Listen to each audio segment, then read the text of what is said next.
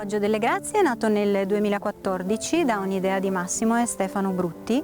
Sono 15 ettari a conduzione biologica a partire dalla vendemmia 2020.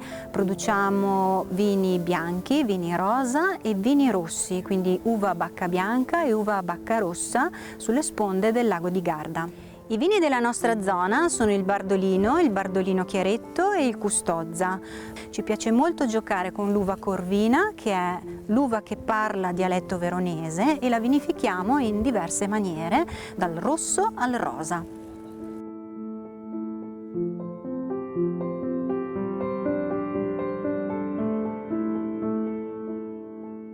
Ci troviamo a Castelnuovo del Garda, in provincia di Verona, presso l'azienda Poggio delle Grazie. Siamo qui oggi per procedere con la consegna di un premio assegnato dalla guida Venezia. Questo premio riguarda il miglior vino rosato veneto 2021.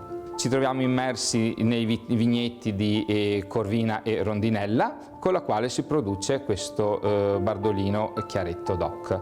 In questa zona risentiamo dell'influenza anche del Garda, che rende mite la temperatura sia d'inverno che d'estate.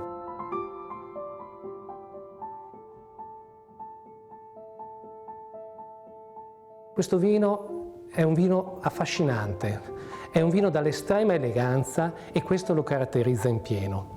Fascino ed eleganza che già notiamo nel momento in cui andiamo a osservare il vino, nelle delicate sfumature del rosa.